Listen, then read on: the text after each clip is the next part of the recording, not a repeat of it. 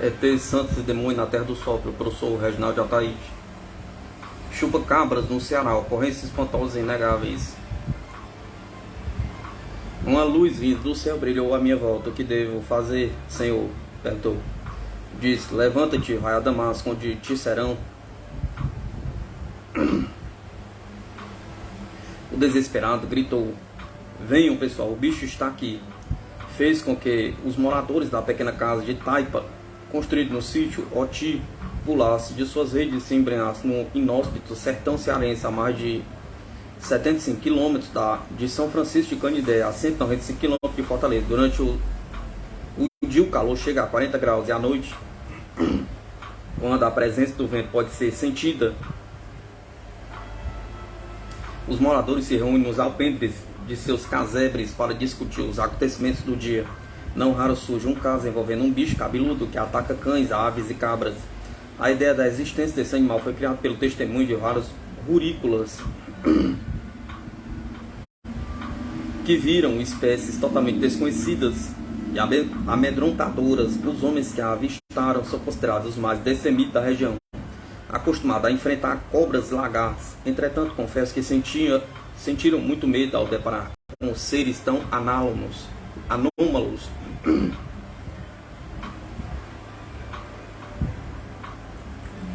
Esses depoimentos jamais poderiam ter vindo da imaginação dos rurícolas ou de alguma influência externa ao ambiente em que vivem, pois ali não existe rede elétrica e, consequentemente, televisão, jornais ou qualquer meio de informação. Essas pessoas vivem isoladas dos acontecimentos do mundo e se não existisse esses casos na própria região, certamente jamais tomariam conhecimento da existência de monstros e chupacabras. O ambiente é horrível, as trilhas para chegar ao local são estreitas e com subidas de pequenas serras e galhos secos da caatinga, que inclusive cortaram os braços dos membros do Centro de Pesquisas Ufológicas, que se dirigiram para lá, suportando o calor e a poeira. Vestidos com jalecos, botas e com câmeras fotográficas e filmadoras, desafiávamos tudo a fim de documentar a possível existência de um animal que, como em outras regiões do Brasil e América do Sul, causa enorme repercussão na mídia. Em companhia dos pesquisadores Tainan Melli e Edinaldo Menezes do CPU, além de André, funcionário do Banco do Brasil e um dos proprietários de terra da região, fizemos esse desgastante e perigoso trajeto. Os rurícolas andavam devidamente armados com rifles, revólveres, espingardas e facões, prontos para atacar qualquer coisa que se movesse dentro da mata, pois o objetivo era matar o comedor de bicho que se parece com um lobisomem. As testemunhas, pessoas idôneas, fizeram questão de nos mostrar os mínimos detalhes das ocorrências. Rita Maria Ferreira da Silva declarou que certo dia, depois da meia-noite, ouviu uma agitação muito grande no terreiro e, pensando que fosse barulho de uma raposa caçando galinhas, levantou-se e olhou para a abertura da janela. Ficou apavorado ao deparar-se com um ser de aspecto humanoide, medindo mais ou menos 1,50 m, que andava curvo como um macaco e tinha ombros largos e peludos. Seu rosto era escuro e cheio de pelos, o cabelo repartido no meio e caía sobre os ombros. Parecia totalmente despido e evidenciava cor parda. Carregava pendurado ao corpo um cachorro tão pesado que ficaria impossível de um homem comum levá-lo. A moça não conseguiu ouvir qualquer grunhido do cão ou mesmo latido de dor. Afinal, ele não apresentou nenhuma reação de defesa, que é muito estranho. Gritou por socorro e seu marido saltou da rede com um facão na mão. Ao olhar pela fresta do telhado, viu que o ser se distanciava, correu para a porta e a abriu. Mas o animal já havia fugido para o meio da mata. Como estava muito escuro e ele não possuía lanterna ou arma de fogo, decidiu esperar, em companhia dos parentes que o dia amanhecesse, para procurarem o cão, já conhecido nas redondezas por sua agressividade. Pela manhã o encontraram morto com 3 furos no pescoço e rasgões em todo o corpo. Estava totalmente sem sangue, parecia que havia sido chupado. Ninguém sabe como poderia ter acontecido isso com o cachorro, que todos tinham medo de chegar perto, sem que eles esboçassem uma reação. Em uma casa, a alguns metros dali, outro cão também corpulento havia corrido atrás de um animal, pois de longe dava para se ouvir os latidos e o barulho da quebradeira do mato na caatinga, mas repentinamente tudo ficou em silêncio. O animal não ladrava mais nem latiu ao ser atacado e morto. Ao amanhecer, encontraram-no com as mesmas características do primeiro, sem sangue, com rasgões na pele e olhos arrancados. Já no terceiro sítio, o visitante, ao atacar o outro cachorro, o levantou acima de sua cabeça, jogando no chão com tanta força que os olhos saltaram das órbitas. Este animal, também guardião de terreiro, não teve qualquer reação, somente se escutava o barulho da pancada, tão forte que os moradores de um casebre a 350 metros puderam ouvi-lo. O indesejável penetra, que já era chamado pelos caboclos de bicho do açude, pois em todos os casos ele se dirigia aos açudes e deixava as vítimas dentro d'água ou às margens. A criatura foi testemunhada por mais de 6 pessoas, incluindo 2 homens que foram pescar no Oti e o viram sair da água em sua direção. Segundo informações, era um ser corpulento, cabeludo, de olhos e bocas grandes e vinha com os braços erguidos. A noite de luar deixava bem visível o aspecto do animal, que sem dúvida era totalmente desconhecido naquela localidade.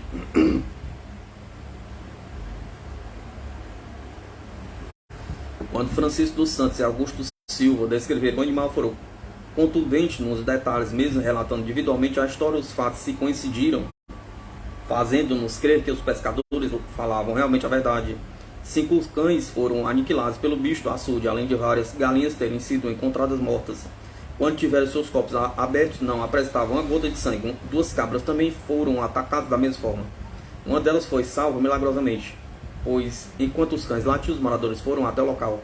Abriram a porta com a lamparina, iluminaram o ambiente, fazendo com que o predador saltasse o caprino e, espantado por tiros, fugisse para a mata. A cabra teve a perna ferida com cortes profundos, e após isso o membro começou a secar e ela ficou paralítica. Seus olhos também se esbugalharam e agora não berra mais, apenas geme. Alguns estudiosos de zoologia veterinária de prática, depois de examinarem, não encontraram uma explicação para o caso, pois foge a possíveis mordidas de cobras, lobo-guará e guaxinins, espécies de cães selvagens desconhecidos. Desconhecemos o que possa ser esse animal que visita o município de Itatira.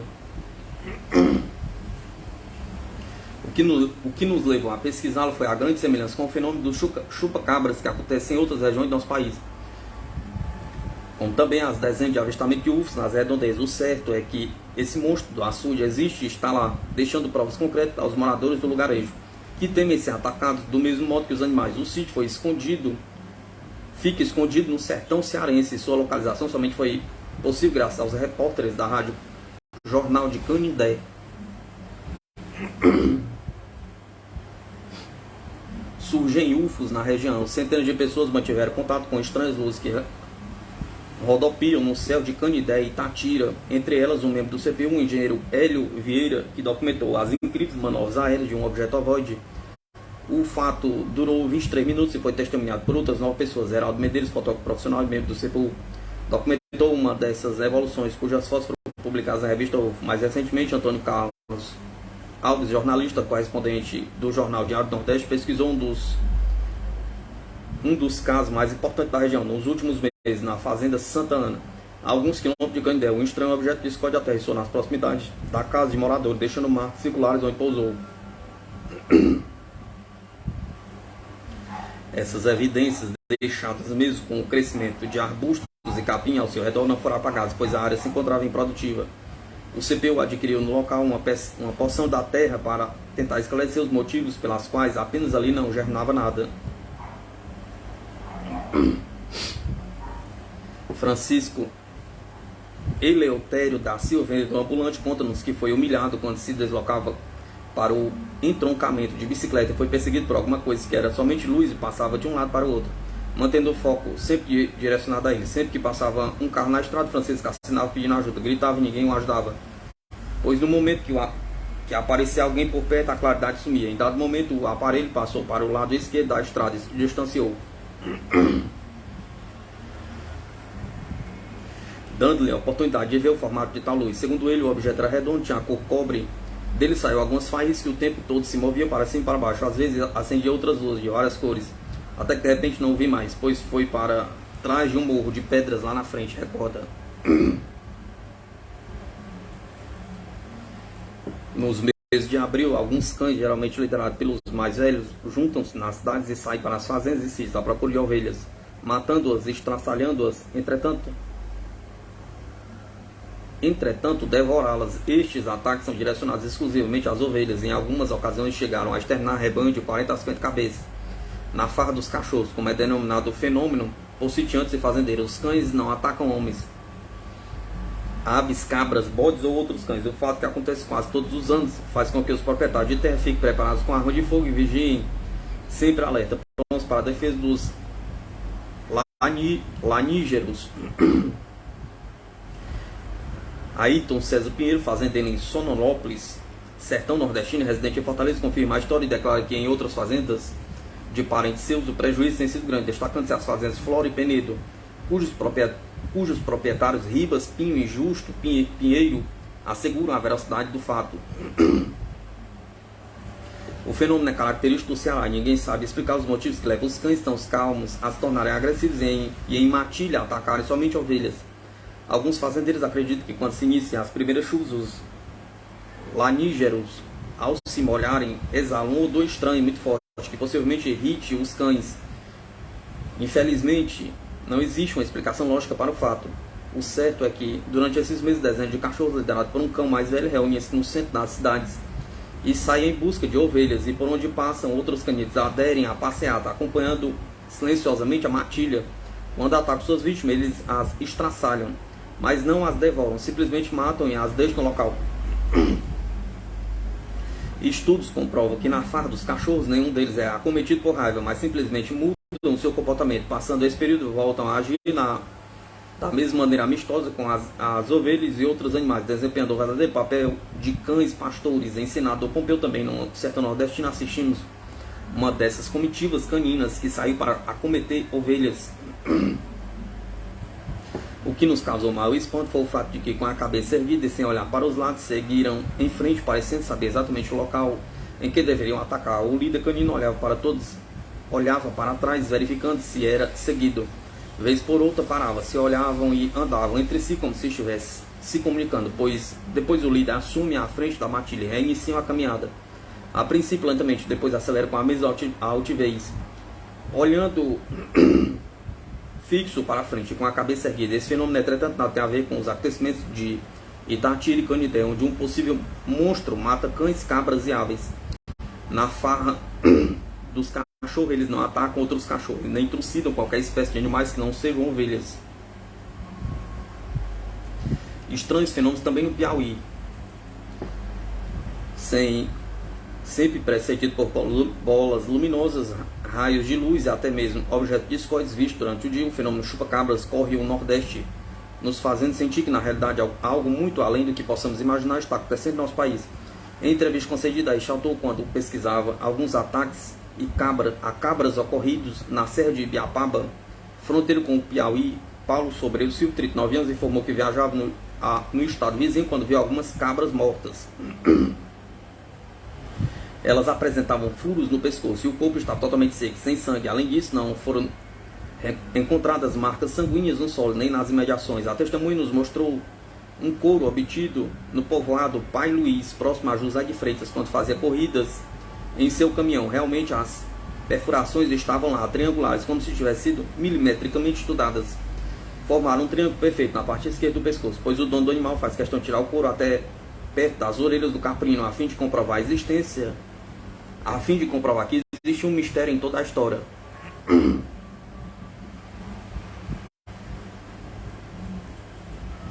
Ainda segundo Paulo, havia mais 5 couros e todos apresentavam as mesmas características. Nenhum deles estava arranhado, o que descartou a possibilidade de terem acontecido ataques por cães raivosos ou mesmo famintos. Tentamos comprar o couro, mas ele se recusou a vender. Procurando descobrir o que sabiam os moradores de José de Freitas, e fomos informados que 2 jornalistas do jornal Meu Norte, Tânia Martins e Lene Souza, estiveram naquela cidade fazendo a reportagem sobre os avistamentos e fenômenos estranhos. Entrevistadas por nós, elas confirmaram que naquela região estavam sendo avistados ursos. Algumas pessoas foram perseguidas, até mesmo atacadas por eles, dando destaque ao casal Maria do Amparo e José Teles, residentes do povoado Pai Luiz, 25 km a norte de José de Freitas. O casal estava tomando banho no rio às 20 horas,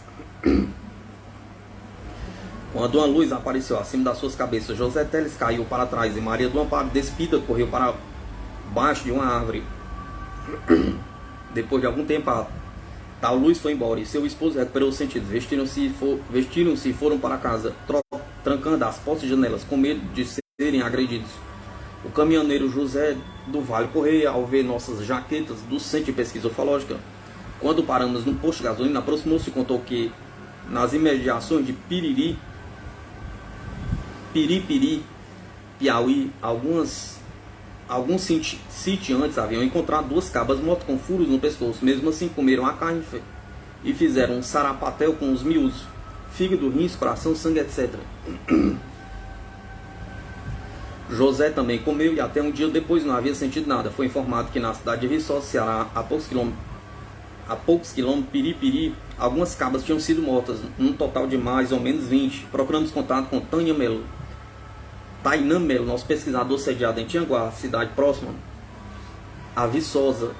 E ele confirmou o fenômeno, fazendo com que viajássemos para o local. O sítio Lamarão, região do distrito de Lambedouro, cultiva um ambiente hostil com poucas possibilidades de sobrevivência, onde encontramos onças, veados e cobras venenosas, mata cerrada e a serra com abismos escorregadios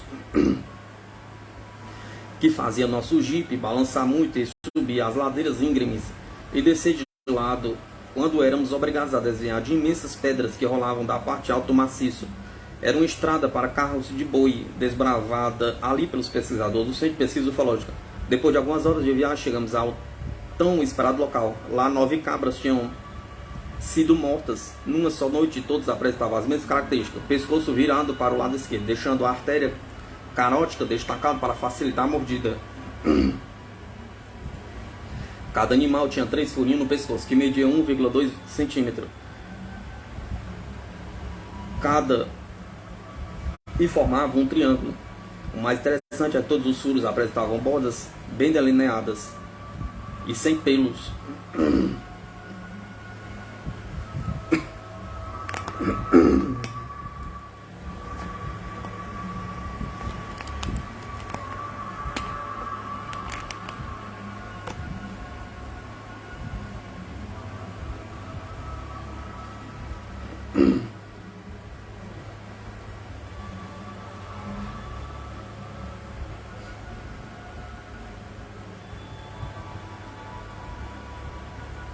Possuindo uma profundidade de 5 centímetros, dos orifícios saía um líquido grosso, esverdeado e pegajoso. A pele dos animais estava fofa e solta. Apertamos o corpo de todos e verificamos que o couro estava sempre solto, como se estivesse uma camada de ar entre a carne e a pele. Tinham sido atacados 14 caprinos e destes 9 estavam mortos. 2 das cabras atacadas e que resistiram apresentavam luxação e a cabeça virada para o lado esquerdo do corpo. Confirmando assim o que pensávamos, o predador virava a cabeça da vítima para sugar o sangue.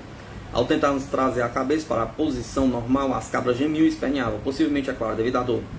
Apenas um dos animais esteve com o pescoço quebrado, e o que mais impressionou os sitiantes foi o fato do tal ser ter atacado todas aquelas cabras, mantendo total silêncio, sem mesmo abrir a porteira.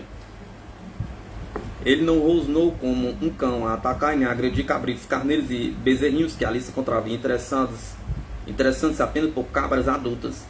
Nas imediações do local do ataque encontramos pegados parecidos com pés de galinhas gigantes, pois media 12 centímetros da ponta do dedo maior da frente até o menor, semelhante a um esporão no calcanhar.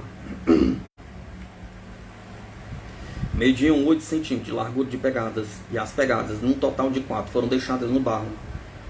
O ser que pisou aquele local deveria ser leve, pois as marcas não eram profundas. Notamos que era bípede e possuía unhas longas, possivelmente garras nas patas. O Dr. Ed Gray e a Dra. Mary, veterinários na empresa brasileira de pesquisa agropecuária, Embrapa, estiveram no local. Eles foram enviados pelo governo para estudar os casos e os consideraram os fatos muito estranhos, pois não se tratava de ataques de cães raivosos, onças ou guaxinins. O próprio senhor Senna da Emartece, técnico veterinário, pela sua experiência em casos de ataques de cães, também descarta a possibilidade. Ele afirma ainda que já está estudando os fenômenos há meses e isto seria novidade. Nunca havia acontecido, parecendo até que realmente existia um ser passando por aquelas brenhas e praticando os ataques. Os cães rasgam a pele quando atacam, deixando sangue escorrendo e marcas de mais de 3 presas ou dentes, explicou. No entanto, não existia nenhuma gota de sangue nos animais. Parecia que todo ele havia sido tirado cuidadosamente, nem mesmo no chão encontrava uma gotícula sequer. Ademais, os cães sempre atacam por trás, principalmente se forem raivosos. São barulhentos ao agredir, dificilmente pulam secas daquela altura. Com o alvoroço também teriam acordado os outros animais, os donos da casa e os cães de guarda, que dormem no alpendre e que são treinados para despertar o menor ruído. Entretanto, nem sequer rosnaram, atacaram, permanecendo como hipnotizados. Maninho Sá, oficial reformado da Aeronáutica Brasileira, fazendeiro, afirma categoricamente que não se trata de ataque de cães, pois está acostumado a ver bezerros e ovelhas martirizadas por eles, mais dificilmente atacam cabras. Maninho Sá e Seno estiveram no local juntamente com José Joaquim e os pesquisadores Hélio Loyola, Tainan Meli e este autor, que montaram guarda 2 noites sem, no entanto, conseguiram flagrar o tão esperado seco. No sítio Lamarão, o proprietário, senhor Rosinha, declarou que se trata de algo que ele, embora não acredite em chupa-cabras, é obrigado a reconhecer como anômalo. Este caso é diferente do último atribuído a chupa-cabras, acontecido em Canindé, quando galinhas, cachorros e cabras foram atacados. No Lamarão, em Viçosa, Serra de Ibiapaba, sempre cabras adultas sofreram ataques e foram mortos. Particularmente nós do CPU não acreditamos que tais ocorrências tenham alguma relação com o urso. Entretanto, ficamos sem entender as luzes que sempre são observadas zigue-zagueando os céus nas proximidades antes dos ataques. O que nos obriga a pesquisar mais atentamente tais casos. Seriam animais alienígenas treinados para alguma missão na Terra? Pergunta. Experiências genéticas da tão comentada Área 51? Pergunta. Aberrações da natureza? Pergunta. Criação de mentes privilegiados ou psicopatas? Pergunta. Não sabemos. O certo é que o fenômeno existiu e pode ser constatado em todo o Brasil e em outros países. Não podemos negar. As provas estão aí e nós, que no início das informações enviadas do exterior, ou mesmo de outros estados do Brasil, posicionamos radicalmente contra o tal chupa-cabras. Agora podemos afirmar que verdadeiramente algo passou por aqui, não sabemos o que, plagiando a conhecida frase, não acredito em bruxas, mas que elas existem.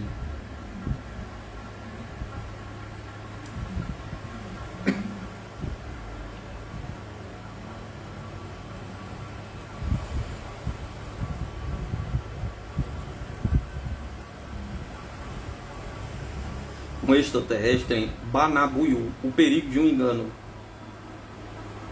Uma mudança de consciência é inevitável, pois os ursos estão mesmo chegando. Somos a tripulação das caravelas de Cabral, alguns minutos antes de pisar em terra firme, até Majevaé.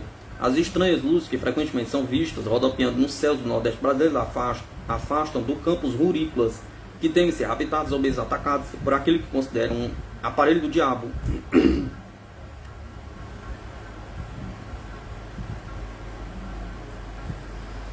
A saída desses homens do ambiente rural cria também um problema econômico, pois deixando o trabalho cai a produção, consome automaticamente o dinheiro circulante. São centenas de casos que nós, do Centro de Pesquisa Ufológica, procuramos acompanhar de perto.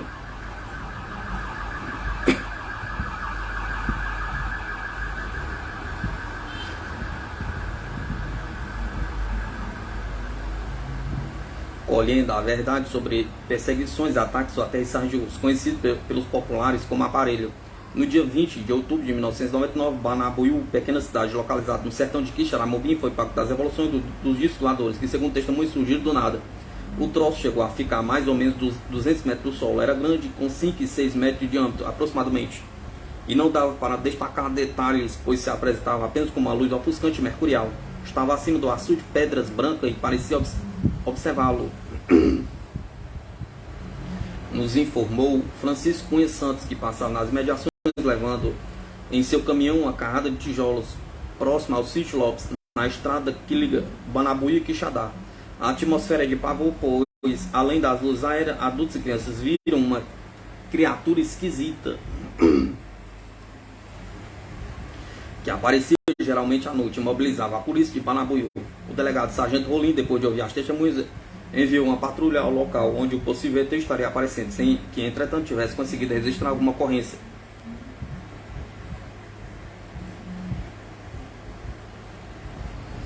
A falta de provas fez com que ele regressasse à cidade, acreditando que a história só podia ser invenção de pessoas querendo chamar atenção. O caso, entretanto, tomou um rumo diferente quando, às 23 horas do dia 9 de outubro, pessoas ilustres da cidade viajavam de Quixadá para Banabuiú e quase capotaram o carro. Um estranho se parou na frente do veículo, fazendo com que a motorista Zenilda Bervenildes empregasse toda a sua perícia para evitar o atropelamento. Além dela, que é proprietária de uma farmácia em Banabuiú, estava um líder comunitário, o vereador Narcílio Maia, sua esposa e professora Silva Saraiva. Todos, quando entrevistados pelo CPU, fizeram questão de destacar que o ser avistado na estrada não era um ET, e sim um homem alto que parecia um humano comum. Ele era alto, mais ou menos 1,90 m, tinha pernas longas e cabeludas. Parecia que usava uma máscara no rosto, com uma maquiagem muito forte, como fazem os travestis, declarou a esposa do vereador, Aldenir Maia. As pernas do ser eram muito grossas. Ele parou bem no meio da estrada, como se quisesse se suicidar. Além do mais, estava com os braços cruzados e, quando desviou o carro para a esquerda dele, em movimentos rápidos, também foi para o lado esquerdo. Rapidamente rodeou o volante para a direita e, a fim de não atropelá-lo novamente, com passo largo, postou-se à frente do veículo, fazendo com que, em uma manobra quase impossível, o desviasse, passando a poucos centímetros, contou Nilda Benevides. Por sua vez, o agricultor Aloysio Souza, que esteve a alguns metros do possível ET, declarou que o ser mantinha sempre os braços cruzados e as pernas longas e grossas abertas, como se tentasse equilibrar-se. O rosto era horrivelmente comum, como de um monstro.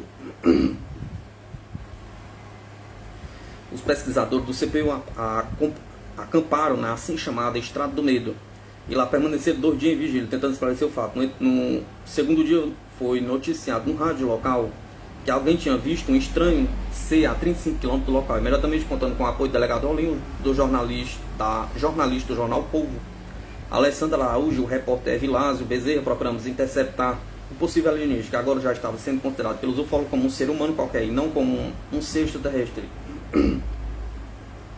pois as características fugiam do biotipo alienígena. Juntamente com os policiais e os repórteres que estavam dando cobertura ao CPU, chegamos à estrada em que o elemento tinha sido avistado. Para nosso surpresa, lá estava um homem com 1,85 m de altura, barba e cabelos longos semelhantes aos de Cristo, calças jeans, camisa cinza de malha e um manto amarelo no ombro. Sem resistir à ordem de prisão, ele levantou as mãos e se entregou, declarando que não havia feito mal a ninguém, que era inocente de qualquer acusação contrária à sua conduta, pois era apenas um pregador andarilho que levava a verdade sobre Deus às pequenas cidades do interior nordestino. Choro pela humanidade e prego o evangelho. Jesus é a verdade e nada se poderá realizar sem ele, declarou José, o profeta pernambucano de 31 anos. Ele também informou ter visto UFOs nas imediações.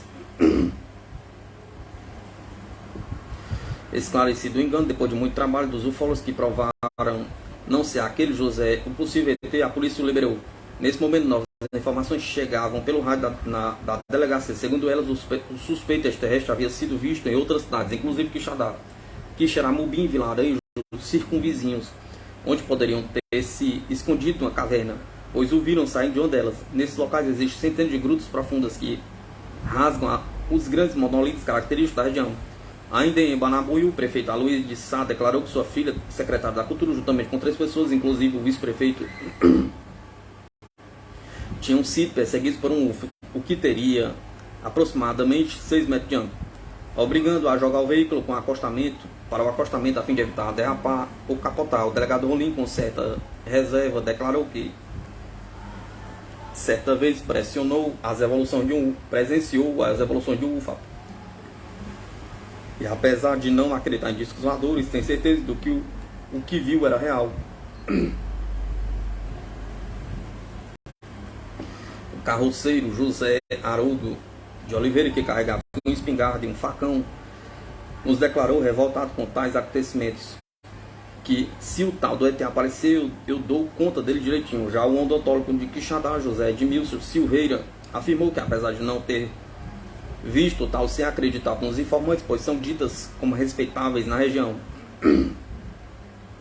O médico Dr. Everaldo Silveira, que foi apontado como testemunho ocular, evitando a entrevista, declarou enfaticamente que não viu a estranha criatura. O Dr. Antônio Moreira Magalhães, médico que acompanhou durante 17 anos o caso Barroso, informou que também avistou um UFO na região. Segundo ele, jantava em companhia de amigos no restaurante ao ar livre, quando um objeto saiu por trás de um dos monolitos, subindo e pairando a mais ou menos 200 metros. Logo depois desapareceu no escuro do céu com uma velocidade incalculável. Os casos estão cada vez mais frequentes. Acredito que logo tenhamos algo mais sério. Só espero que não seja igual ao Barroso. O jornalista Jonas Souza acha incrível a quantidade de informações que recebe diariamente e julga que a coisa está ficando realmente séria. De acordo com ele, se assim continuar, algo terá que ser feito pelas autoridades para garantir novamente o sossego dos rurícolas. O radialista e produtor José Simval Carlos também já viu UFOs e conhece vários casos acontecidos nos 2 últimos meses, destacando o ocorrido em um comício político, quando um disco voador fez com que os participantes e candidatos procurassem abrigo nas proximidades, nas residências próximas. O UFO esteve tão perto que o som do trio elétrico pifou, enquanto os responsáveis abandonaram as pressas do local, somente retornando quando o objeto não podia mais ser visto. Ele saiu lentamente para o lado de Quixeramobim. O negócio está quente, Ataíde. Sempre aparecem UFOs, mas agora está demais, muito frequente. Parece que eles vão se comunicar definitivamente com os quixadaenses. Você acredita? Pergunta, retrucou.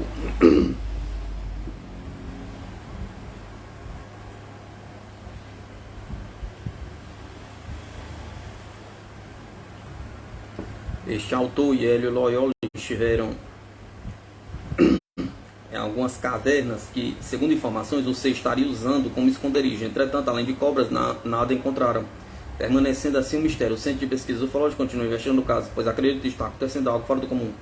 Por isso, manterá pesquisadores permanentemente na região, tentando flagrar o possível alienígena, ou mesmo documentar fotograficamente as estranhas luzes celestes. As coincidências nos detalhes das informações mostram que um ou mais seres distintos estão andando pelas estradas e vilas da região, sempre após os sertanejos avistarem UFOs nos céus estrelados do sertão central.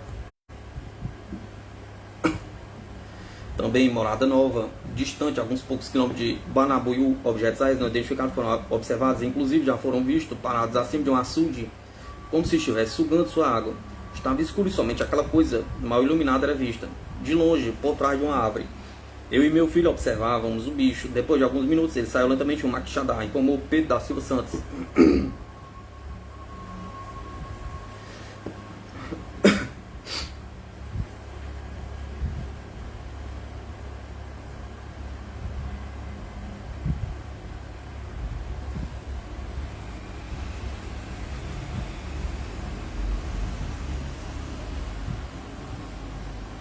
Baturité também foi sobrevoada por UFOs, criando um novo clima de mistério, quando 2 anos depois de termos fotografado 6 objetos voadores não identificados, quando o Beato dizia ter contato com a Virgem Maria, desta vez quando descia a serra, o caminhoneiro gaúcho Mário Schmidt foi seguido por um objeto bizarro que jogava feixe de luz sobre seu veículo. Quando essas luzes apagavam, ficava uma luminosidade fosforescente que aos poucos desaparecia. Era esquisito, fique sabendo. Muito esquisito. Pela primeira vez fiquei com medo na estrada e só espero que não o veja mais, declarou. Um outro caminhoneiro, ao chegar em Baturité, vindo de Guaramiranga, parou no boteco e pediu uma cerveja. Nunca mais bebo antes de dormir, mas o que vi dá para beber umas 2 caixas desse troço. É demais, não vou nem falar. Tomou uma cerveja, acendeu um cigarro e saiu lentamente sem dar explicações.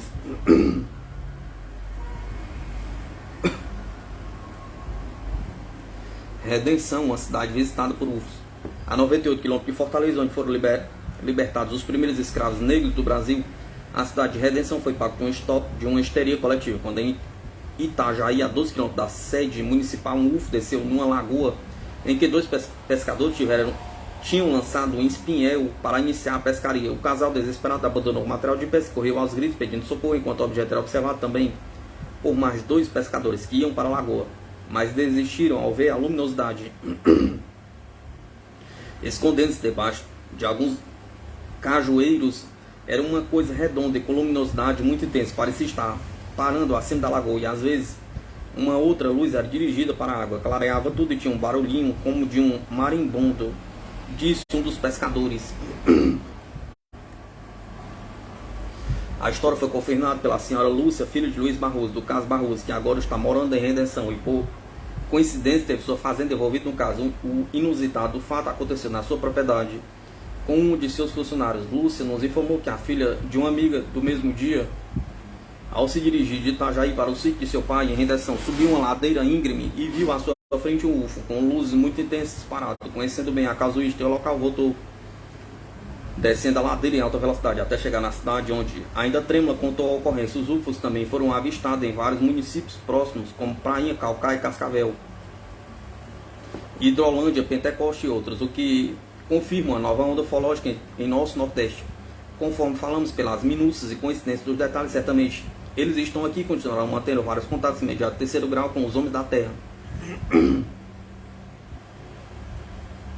No vilarejo Prainha, colônia de pescadores a 90 km de Fortaleza, 4 pessoas passaram por momentos críticos quando um objeto em forma de disco e outro parecido com um poste de luz comprido e escuro sobrevoou a embarcação em que viajavam. José de Bessa e Francisco Edmar Mazinho estavam no convés, Ronaldo e Piu Piu no porão, descansando. Quando José olhou para cima, notou 2 objetos parados no alto. Mostrou para Mazinho, que gritou para os 2 colegas subir urgentemente, pois algo estava acontecendo. Ao subir, viram que um dos objetos baixava em direção à jangada, e à medida que se aproximava, o mar ficava agitado, talvez provocado pelo vento do UFO. Era quase 19 horas e o céu já escurecia, deixando em evidência a luminosidade do disco voador, que descia cada vez mais, ficando a apenas 25 metros da jangada. Ele seguiu o barco como se estivesse observando os nossos movimentos, contou Piu Piu. Veja como José Bessa explicou os fatos.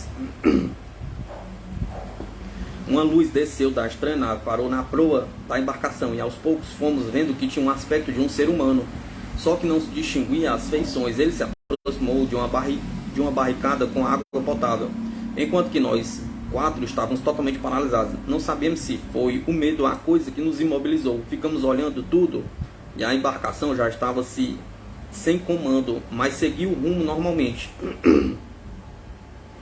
Acreditamos que tenha demorado uns 5 minutos, desde a hora em que o aparelho desceu até o homem iluminado desapareceu e o objeto redondo sumir no espaço. Não sabemos bem o tempo que passou, apenas quando eles foram, já era quase 20 horas, e já estávamos vendo as luzes da colônia.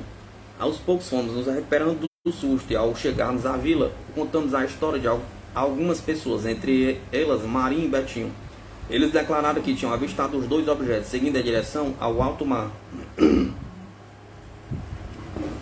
Outra testemunha, Ronaldo, também declarou sua versão para os terríveis episódios.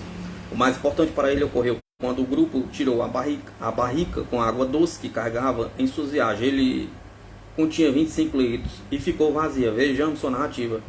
O mais intrigante é que nós tínhamos retirado apenas poucas canecas do líquido. Como o ser iluminado se aproximou da barrica no convés, passamos a acreditar que ele teria causado a evaporação do conteúdo. Já Mazinho, em seu depoimento, disse: o caso, um dos mais comentados pela imprensa dos últimos dias, ficou sem uma comprovação, a não ser a palavra dos envolvidos, pescadores honestos que nunca tinham avistado qualquer fenômeno no espaço durante toda a vida de marujos. Devido aos inúmeros casos acontecidos em Cascavel, Iguape e Morro Branco, no Ceará, onde um UFO saiu do mar e foi testemunhado por 9 pessoas, assim como no Rio Grande do Norte, em Tibaú do Sul, Areia Branca e Mossoró, no mesmo período, e devidamente confirmados, teremos que acreditar nas informações dadas pelos pescadores.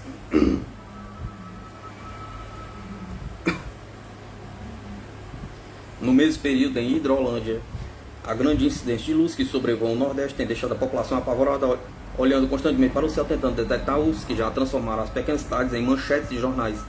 No dia 25 de março de 1998, às 19 horas, moradores de Hidrolândia observaram impressionados algo que refletia a luz solar e descia em folha seca na direção leste. Mais precisamente em direção à fazenda São Francisco. Braz Rosas, que é correspondente do Jornal Diário do Nordeste, telefonou para o Centro de Pesquisa Ufológica, informando que o UFO teria pousado em cima de um pé de oiticica. Imediatamente viajamos para o local, encontrando muita gente na praça principal nos esperando, em companhia de vários curiosos. Realmente o objeto estava equilibrado entre galhos de uma árvore. Era fino como uma lâmpada de aço e tinha a cor marrom. Media 2,10 metros de altura por 1,20 metros de largura. O estranho objeto estava queimado, provavelmente devido a uma explosão, pois se via nitidamente um rombo na parte esquerda, que parecia ter sido derretida. Alguns caracteres a princípio indecifráveis faziam com que as pessoas presentes acreditassem que fossem letras de um possível alfabeto extraterrestre. Mais à frente, já no final da lâmina de aço, notava-se em inglês a identificação NASA O CPU levou os restos do satélite, provavelmente italiano, para Fortaleza, com a ajuda de analistas da Universidade Federal do Ceará. Descartou a possibilidade de radiação, passando o UFO a ser apenas mais um alarme falso sobre discos voadores.